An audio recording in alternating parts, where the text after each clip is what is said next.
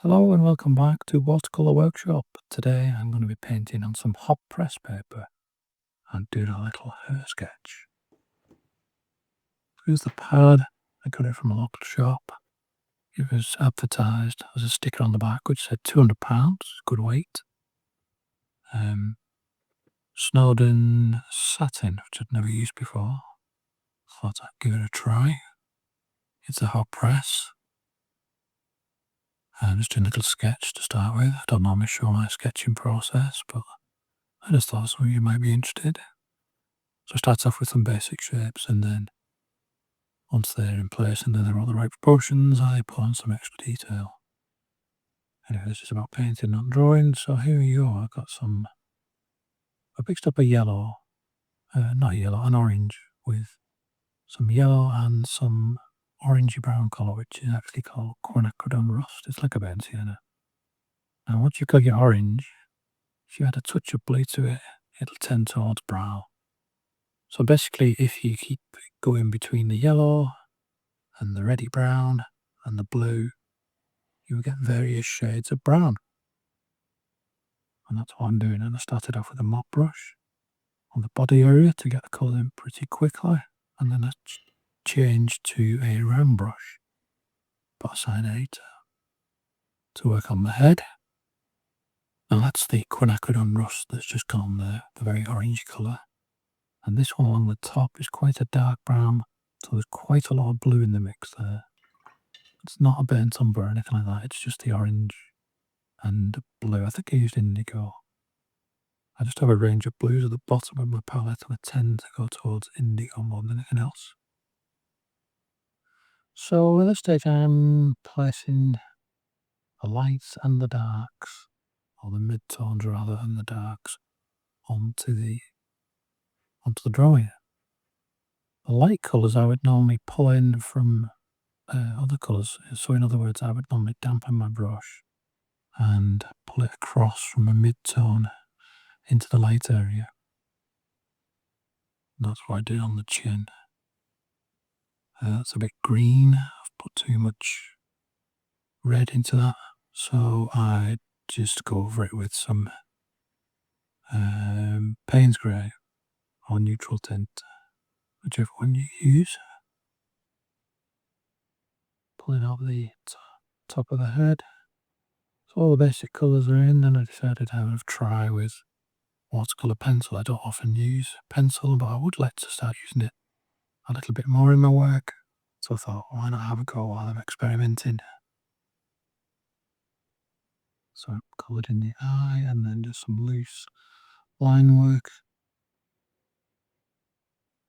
just to get a sketchier feel to my work. This is a concept sketch for a painting I'm about to do. Obviously it's a hare. I've not put the feet in to make it quicker, just to try out the paper. So I started off with this reddy brown colour, and then I went on to a darker brown colour for the outlines.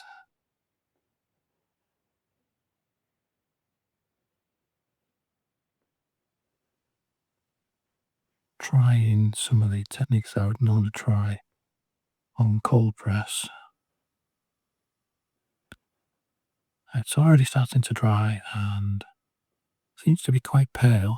I'm thinking to myself, maybe I didn't mix up my colours much. Then I decided to try and lift out a little white area here on the ear. And normally this is really easy to do on my cold press paper.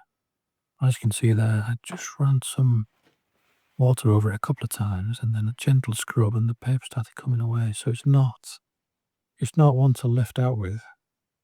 You can get a very pale effect by flooding the area with water and then blotting it out with the tissue. So I think what happens with the hot press is that the water doesn't seep in as much. It almost sits on the surface, which is why, even though I painted the ear several minutes ago, I was easily able to blot it out. It hadn't soaked the pigment. The water with the pigment in it hadn't soaked into the paper, so it seems to. And as you can see, seems to just sit on top of the paper. It's almost like painting onto a waterproof surface. It doesn't seep in as you would expect. Now, I have used hot press before, and I have found that before, but not to this extent. I was quite surprised by that. So then I've wet the background, dropped some granulating paint in to see how it granulates. Then I'm spraying, and again, it's just not. It's not seeping in at all. It's definitely reacting differently to a cold press, which is what you would expect to be fair. Now it's dried, and just look at that. All the pigment has disappeared, faded away. I was really surprised by that. Previously, I've used hot press, and the advantage of the water sitting on the surface is that the pigment stays very fresh, very vibrant. But not in this case. So it seems to sit on the surface of paper, and then as it dries, it seeps in, and all the colour, all the intensity of the pigment disappears. So that was a surprise. So for my second pass, I decided to go in more intense. I'm normally quite subtle with my colours. I thought I would have to be a bit more bold, not necessarily a bad thing. So there you can see on the chest area, that's the quinacridone rust colour I was talking about, which is kind of like an orangey brown. And that's it mixed with some indigo to get a dark brown. So again, I'm having to re-establish the areas of dark and mid-tone.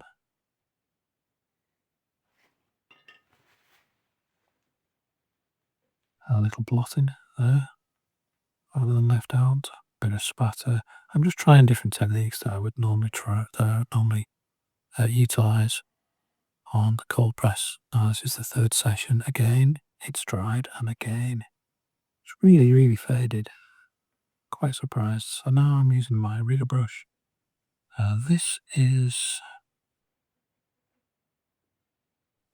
some liquid watercolour. Dr. P.H. Martin, I think it's called. This is a white, obviously. Thought I'd try scraping on some dry brushing. Not really a brilliant idea on hot press usually because there's very little texture. So it wasn't giving me the broken lines that I would usually get with a dry brush. But it did sit nicely, the white did sit nicely on top there. So I thought that was nice. But as soon as you water it down, it just disappears. Trying some more darker tones here along the bottom. Trying to reactivate the pencil, I think, but it's not. I'm not sure it's working, so I just went in with some Payne's Grey. Trying to get some deep shade on the bottom of the painting.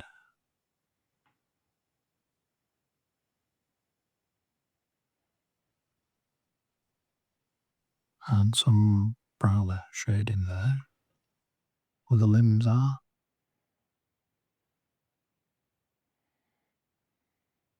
So next I'm softening off some of the areas in the usual way of applying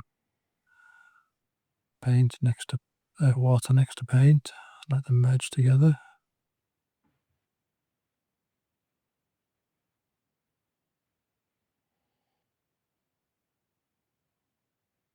Now, this is Payne's Grey, I think. It's either that or Watercolor P.H. Martin Black. They both work in very, very similar ways. And I'm picking out some of the darker areas.